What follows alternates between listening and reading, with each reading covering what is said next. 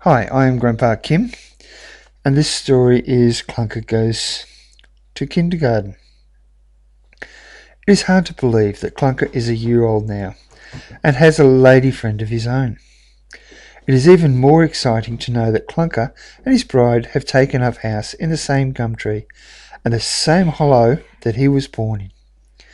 He now raises his own children. Abby is now at kindergarten and of course tells all the kids and teachers about Clunker. One day Abby came home from kinder very upset and wouldn't tell me why. So I suggested that we go out and feed Clunker and tell him what's up. So out on the veranda we go with some mince meat for Clunker. Clunker wasn't shy and flew down straight away. He seemed to know that Abby was upset and turned his head from side to side and making little noises.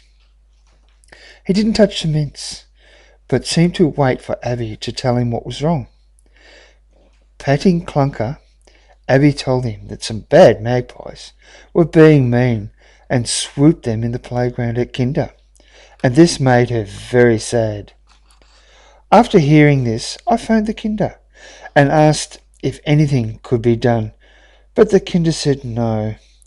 They had contacted the rangers, but because it was breeding season, the magpies were just protecting their young ones, but it should pass in 3 to 4 weeks. When I hung up the phone, I looked at Clunker and said, well, it looks like the kids won't get to play for 3 or 4 weeks. Clunker looked straight at me, as if he understood.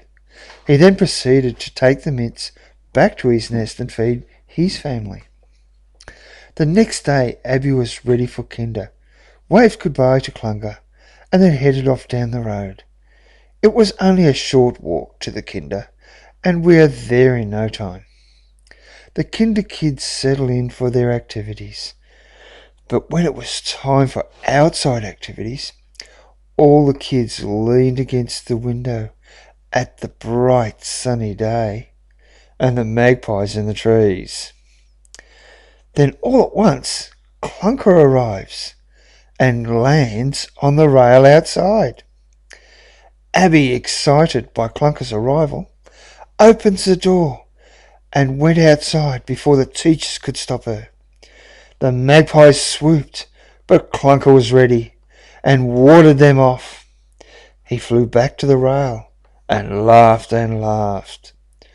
All the kids and the teachers clapped and cheered. Over the weeks that followed, Clunker would arrive twice a day when it was time for the outside activities, and then return home afterwards. He came to be quite a hero. Well, that's the end of this story. I am Grandpa Kim, the storyteller. Thank you for listening.